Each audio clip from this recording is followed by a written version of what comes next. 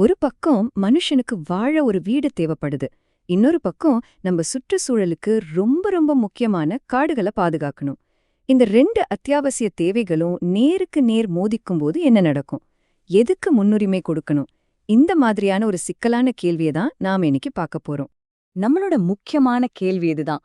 பாதிக்கப்படக்கூடிய சமூகங்களுக்கு வீடுகளை கொடுக்கிற அதே நேரத்துல நம்ம முக்கியமான வன நிலங்களையும் பாதுகாக்க முடியுமா? இது ஏதோ கொள்கை ரீதியான கேள்வி மட்டும் இல்லைங்க. இதுக்கு பின்னாடி ஒரு பெரிய சட்ட போராட்டமே நடந்துட்டு இருக்கு. இந்த சட்ட போராட்டம்னு சொன்னா அது வெறும் வார்த்தைகள் இல்ல, நிஜ மனுஷங்களோட வாழ்க்கைய சார்ந்தது. உண்மை சொல்லப் போனா இந்த முழு விஷயமும் இந்திய உச்ச நீதிமன்றத்தோட கதவை தட்டினதுக்கு காரணமே ஒரு குறிப்பிட்ட பழங்குடி சமுதாயத்தோட உரிமை போராட்டம்தான். ஆமாங்க, மத்திய பிரதேசத்துல இருக்கிற ஷிவ்புரி மாவட்டத்தைச் சேர்ந்த சஹாரியா பழங்குடி மக்கள் அவங்களோட வீட்டு உரிமைக்கான போராட்டம் தான் இன்னைக்கு நாம தேசிய அளவுல பேசுற இந்த விவாதத்துக்கே ஒரு ஆரம்ப புள்ளியா அமைஞ்சிருக்கு. சரி, இப்போ இந்த பிரச்சனையோட சட்ட ரீதியான பக்கத்தை பார்க்கலாம். இங்கதான் ஒரு சிக்கலே இருக்கு.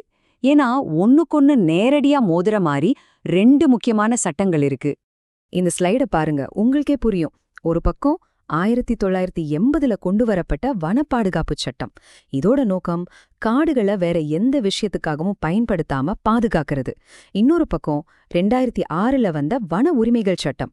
இதோட நோக்கம் அதே காடுகள்ல பாரம்பரியமா வாழ்ந்துட்டு வர்ற மக்களோட உரிமைகளை பாதுகாக்கிறது. ரெண்டுமே நல்ல நோக்கம்தான். ஆனா இந்த ரெண்டுக்கும் இடையில வர மோதல் தான் பிரச்சனையோட ஆணிவேர். அப்போ இதுக்கு என்னதான் தீர்வு? மத்திய அரசு என்ன சொல்லுதுன்னா, ஒன்னைக்காக இன்னொன்ன விட்டு கொடுக்க வேண்டாம், சமூக நீதியையும் வன பாதுகாப்பையும் பேலன்ஸ் பண்ற மாதிரி இந்த ரெண்டு சட்டங்களையும் இணக்கமா செயல்படுத்தணும்னு அவங்க தரப்புல சொல்றாங்க. ஆனா உங்க மனசுல ஒரு கேள்வி வரலாம், இப்படி வன நிலத்துல உரிமை கொடுத்தா அதை தவறா பயன்படுத்த வாய்ப்பு இருக்கே? நல்ல கேள்விதான். அதை தடுக்கத்தான் ஒரு மும்முனை பாதுகாப்பு சிஸ்டம் நடைமுறையில இருக்கு. இந்த சிஸ்டம் எப்படி வேலை செய்யுதுன்னு பாருங்க. முதல்ல கிராம சபை லெவல்ல வர்ற ஒவ்வொரு கோரிக்கையும் சரியான செக் பண்ணுவாங்க. அதுக்கப்புறம் வனத்துறை மற்றும் வருவாய்த்துறை அதிகாரிகள் நேரடியா அந்த இடத்துக்கே போய் உண்மை நிலவரத்தை சரிபார்ப்பாங்க. கடைசியா எல்லா ஆதாரங்களையும் கமிட்டிகள் வச்சு உறுதிப்படுத்துவாங்க. இந்த சரிபார்ப்பு வெறும் உள்ளூர் அளவோடு நின்றுடாது. இதுக்கு மேல உட்கோட்டம், மாவட்டம், மாநிலம்னு பல அடுக்குகள்ல அரசாங்க அதிகாரிகள் இந்த முழு ப்ராசஸையும் கண்காணிப்பாங்க.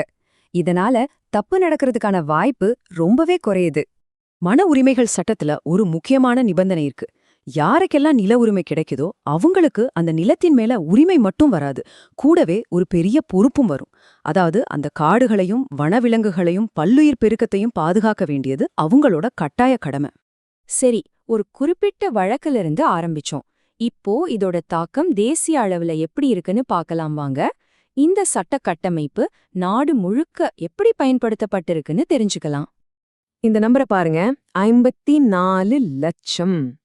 நாடு முழுக்க வனநில உரிமை கேட்டு தாக்கல் செய்யப்பட்ட மொத்த மனுக்களோட எண்ணிக்கை இது.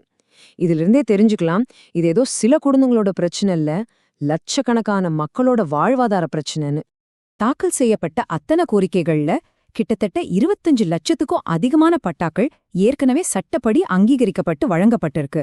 இது உண்மையிலே ஒரு பெரிய முன்னேற்றம்தான். இந்த வரைபடம் விஷயத்தை இன்னும் தெளிவா காட்டுது. மொத்த கோரிக்கைகள்ல கிட்டத்தட்ட 80% கோரிக்கைகள் மேல முடிவெடுக்கப்பட்டு விட்டது. இன்னும் 20% பெண்டிங்ல இருந்தாலும் இந்த முழு ப்ராசஸும் கணிசமான அளவுக்கு முன்னேறி இருக்குன்னு இது காட்டுது.